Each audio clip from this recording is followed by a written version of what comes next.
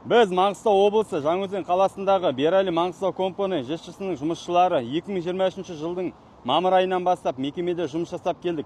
Мекеме басшылығы тарапынан әділетсіздіктер орын алып, міндетті зейнетақы жарналары, әлеуметтік пакеттер, жұмысшылардың үстеме жалақылары төленбеуі, еңбек қауіпсіздігінің сақталмауы, экологияға зиян келтіру мәселелері себепті біз бірнеше рет Өзенмұнайгаз басшылығы, Қазмұнайгаз басшылығы, облыс әкімі, Жаңаөзен қаласының әкімі, прокуратура және еңбек инспекциясына мекеме жағдайын баяндап арыз шағым түсірдік. Бейне жазбалар бар.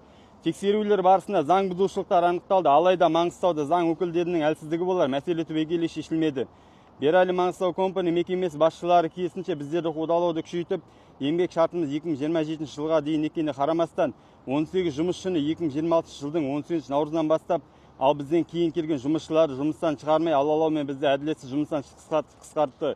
Ол әлеуметтік шиеленіске әкеп соғып отыр. Біз кінәлі болуымыз тек заңды құқықтарымызды, лайықты жалақыны, әлеуметтік пакеттерді, міндетті зейнетақыны, жарналарын уақытлы төленуін, қауіпсіз еңбек жағдайын және жұмысшылары қысымын тоқтатылуын талап еткенімізде ме? Жаңа Қазақстан қайда екенін білмейміз, бірақ анық білетініміз Маңғыстауда емес. Мемлекет басшысы Қасым-Жомарт Тоқаев өз жолдауында еңбек адамның құқығы толық қорғалуы тиіс. Жұмыс берушілер заң талаптарын қатаң сақтауға міндетті. Әлеуметтік әділдік мемлекеттің басты қағидаты деп атап өтті.